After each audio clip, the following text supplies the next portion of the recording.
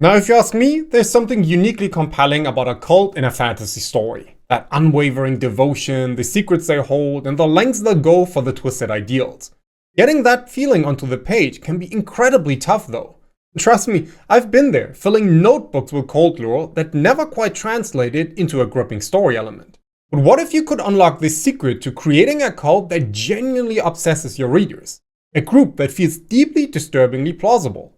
In this video, I'll pull back the curtain on how I create fantasy cults nowadays, and it all starts with the fundamental belief that drives their entire existence. When I first started writing, my cults were pretty straightforward. They worshipped a demon or an evil god or just wanted to end the world.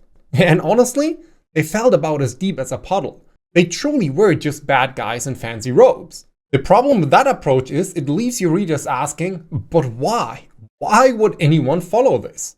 A truly compelling cult isn't just evil, it's built on a foundation of belief, a twisted ideology that offers something people genuinely crave. Think of it like a building.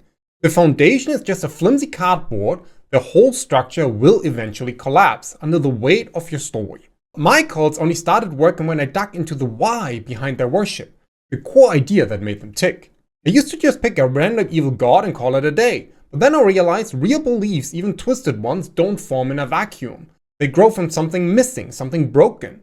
So when you look at your world, ask yourself, what's the biggest wound? Is there a crumbling empire, a forgotten prophecy, or a magic system that's failing its people? What are the common folk truly desperate for? A cult often rises from a void, offering answers or solutions to the desperate. Maybe there's a plague no healer can cure, a tyrannical ruler, or a deep spiritual emptiness. Your cult steps into that gap, promising salvation, power, or new truth. The children of the Atom in Fallout 4, for example, they don't just worship radiation because it's evil. They see it as a divine blessing, a path to transcendence in a world ravaged by nuclear war. They offer meaning and purpose in a desolate landscape. When you're brainstorming, ask yourself, what fundamental problem does my cult claim to solve? And what grand, often deceptive promise do they make to their followers? This blend of a real problem and a tempting yet false solution is the secret sauce. It makes people want to join even if the cult's ultimate goals are horrific. The promise doesn't have to be overtly evil at first. It might be peace, prosperity, or enlightenment. But beneath that shiny surface, there's always a hidden cost, a darker agenda waiting to be revealed. To help you nail this and every other part, I've put together the Fantasy Cult Master Blueprint. It's a free step-by-step guide designed to help you build your cult from the ground up, ensuring that every detail serves your story. Grab it now from the link in the description below. Once you've got that core belief, that fundamental problem and promise, your cult begins to feel less like a generic villain and more like a twisted reflection of your world's deepest anxieties. But even the most captivating ideology needs a voice, a figurehead to rally around. And that brings us to the person who stands at the center of it all. The charismatic leader. We've all seen this stereotypical cult leader, wild-eyed, ranting, clearly unhinged. And while that can be fun for a quick villain, it rarely creates a truly believable threat. When I first tried writing charismatic leaders myself, they often felt like they were just telling people what to do, not inspiring them. I'd write lines like, "He was very charismatic," and then move on, hoping the reader would just feel it. But that's not how it works. A truly effective cult leader isn't just a bad guy. They are a master manipulator, a visionary, or even a genuine believer whose convictions have led them down a dark path. They possess a magnetic quality that draws people in, often by tapping into those very problems and promises we just talked about earlier. So to craft a leader who genuinely captivates, think about their specific brand of charisma. Does your leader speak with a mesmerizing calm, promising comfort in chaos? Or do they ignite fervent passion with fiery speeches, painting a clear enemy and a glorious future? Also think about their presence. Do they seem impossibly wise, always having the answer? Or do they project an aura of divine power, making followers believe they are truly chosen? Your leader needs to understand human vulnerability, to see the cracks in people's lives, and offer a tailored solution. This is where the BITE model can be a simple framework to consider. It's a tool developed by experts in psychological manipulation, helping us understand how leaders control behavior, information, thoughts, and emotions. Do they isolate followers, control what they read, dictate their beliefs, or use emotional blackmail? It's not about grand evil pronouncements, but often subtle insidious influence. For example, consider behavior control. This isn't always chains and dungeons. It could be as simple as dictating what clothes followers wear, where they live, or even who they can talk to outside the group. Slowly, bit by bit, the followers' world shrinks until the cult is all they have left. The leader might also start by showering new recruits with love bombing, making them feel accepted and valued, before slowly tightening their grip.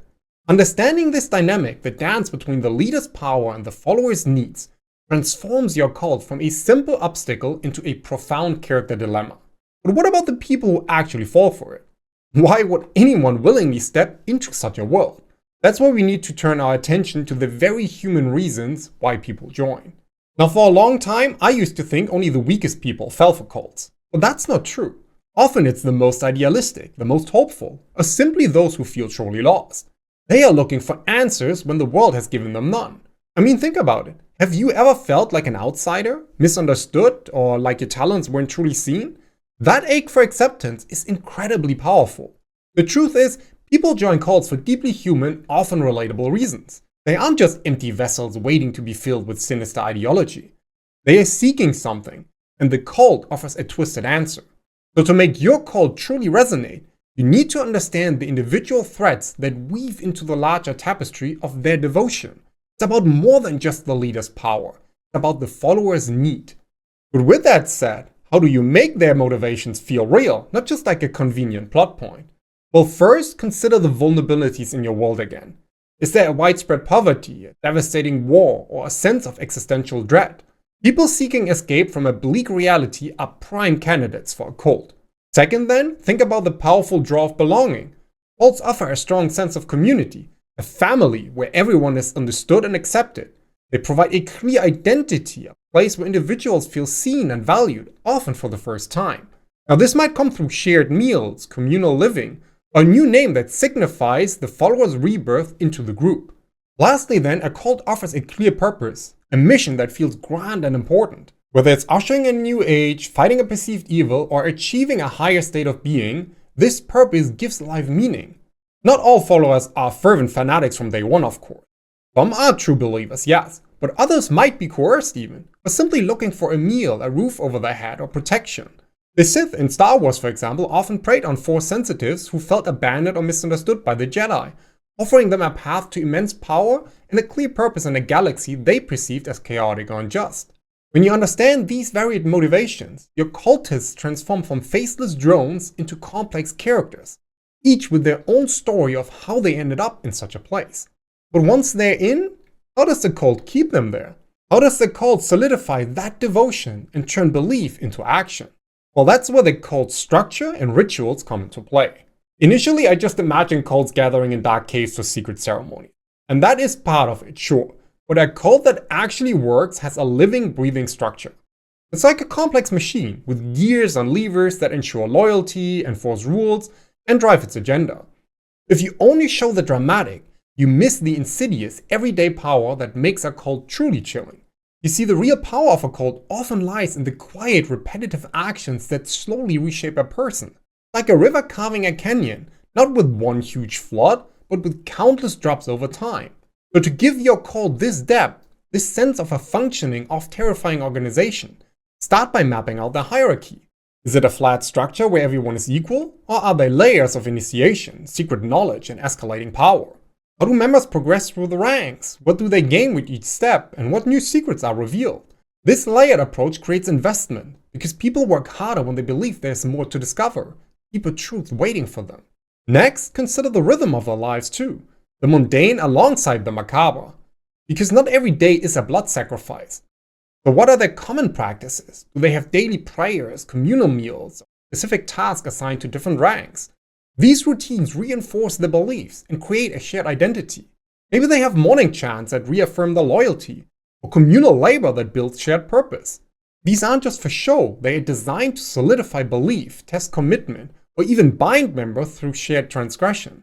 Think of the Death Eaters in Harry Potter, for example. They have their secret meetings and the ritual of the Dark Mark, but also their day-to-day work infiltrating the ministry or recruiting new members. All these individual tasks, they solidify belief, they create a shared experience, and they bind members to the cult's overarching purpose. And as a final point, think about how the cult maintains secrecy and indoctrination. How do they keep their true motives hidden from outsiders? And how do they solidify belief within their ranks? This might involve coded language, or strict rules about communication with non-members, or even psychological tactics to reinforce their worldview. In that context, also consider what symbols or insignia identify them, because these visual elements create a powerful sense of belonging and differentiate them from outsiders. When you weave these elements of structure and ritual into your narrative, your cult stops being a generic enemy and becomes a visceral, tangible force in your world. And since you've seen by now how all these different layers start to build a truly chilling force, don't let your incredible cult concept become another unfinished project. Grab the free blueprint right away and start bringing your idea to life. Now, with that said though, a cult obviously doesn't exist in a vacuum. It interacts with the wider world, and those interactions can create some of the most compelling conflicts in your story. The way I see it, a cult that actually works is a dynamic force that actively shapes your narrative, creating tension, driving plot, and forcing your characters to make impossible choices. If your cult just sits there, waiting for the hero to show up and defeat them, you're missing out on a huge opportunity to inject real drama and thematic depth into your story. So how do you unleash your cult as a true engine of conflict? Well, it comes down to two main areas: internal and external. Internally, even the most unified cult can be a hotbed of dissent. Think about power struggles within the hierarchy, shifts in ideology as new revelations emerge, or even a crisis of faith among followers.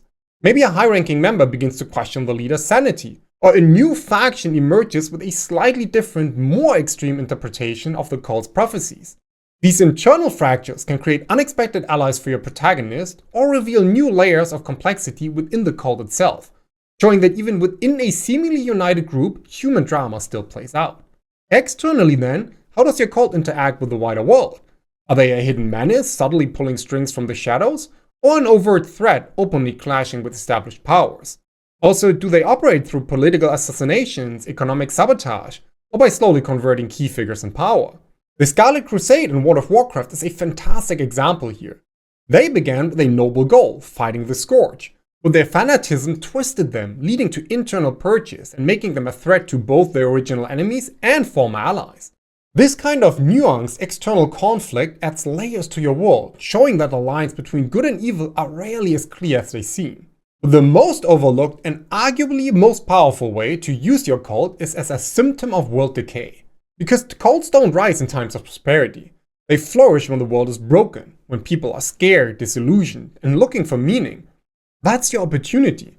Think of every cult appearance as a signal to your reader that something deeper has cracked.